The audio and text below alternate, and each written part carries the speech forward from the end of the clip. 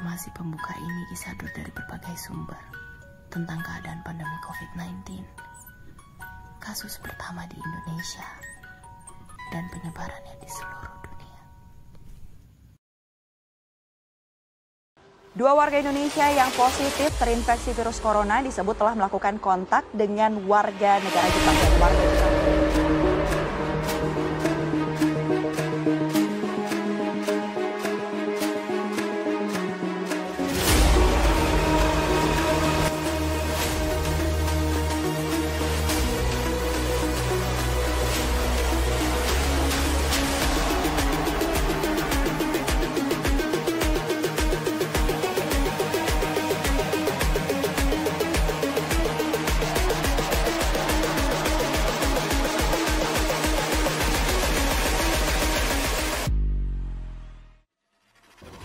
Hari ini 20 Juni.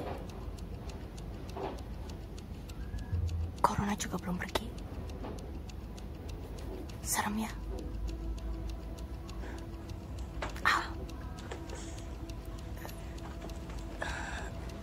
Cuci tangan dulu.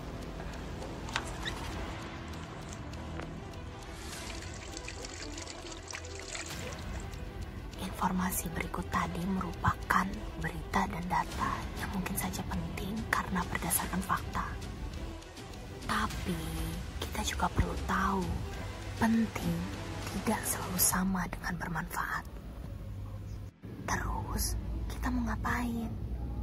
Rebahan aja? Takut? Sembunyi terus? Ngapain sih bisik-bisik? Bentar.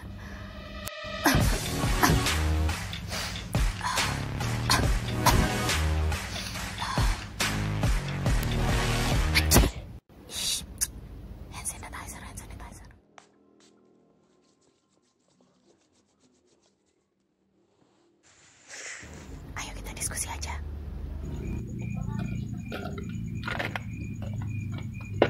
Kita tahu kebutuhan untuk mengonsumsi air minum bagi tubuh manusia paling tidak 8 gelas atau 2 liter air per hari. Dan itu kebutuhan ideal dalam keadaan normal atau tidak dalam keadaan beraktivitas yang banyak.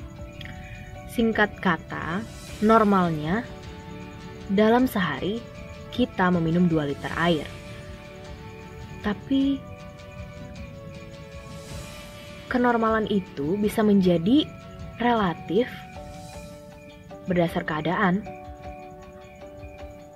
Misal, pada suatu keadaan kita terjebak dan stok air sangat menipis. Maka kita harus bertahan hidup hingga bantuan datang. Misalkan air yang tersedia hanya 2 liter saja, maka kenormalan yang sebelumnya tidak lagi relevan. Dan yang harus kita lakukan adalah beradaptasi untuk memperbesar peluang bertahan hidup. Ya, itu hanya salah satu ilustrasi saja. Ini beberapa ilustrasi dan perspektif lainnya. Ada banyak transisi dalam hidup yang awalnya tampak tak lazim, tapi kemudian dipandang sebagai kenormalan baru. Sebagai manusia, kita punya pilihan untuk beradaptasi dengan keadaan atau kita tergilas olehnya. Era mesin ketik misalnya, kini berganti menjadi laptop. Mendengarkan lagu dari kaset dan tape, sekarang tidak praktis lagi karena saat ini semua diwakili alat sebesar genggaman jari di smartphone kita.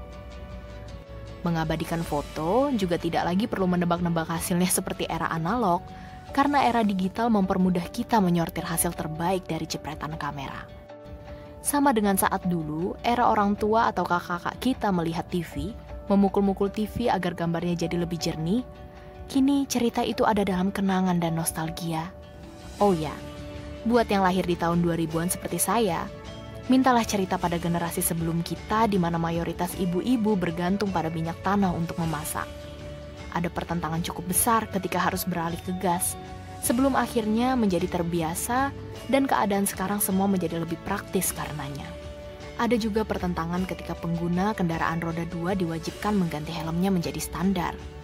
Dan kini, pemandangan pengendara dengan helm full face menjadi wajar.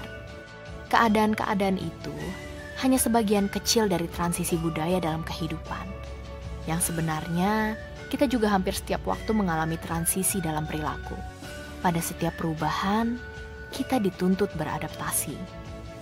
Pilihan kita adalah menjalaninya.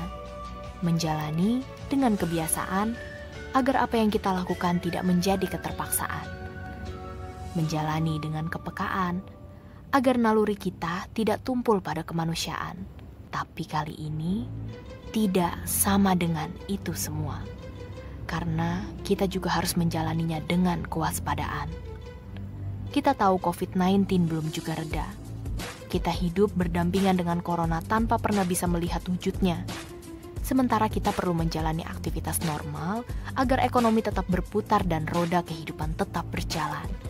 Dan untuk itu, diperlukan kewaspadaan melakukan pembiasaan baru dengan protokol kesehatan yang sudah ditentukan. New normal versiku, itu.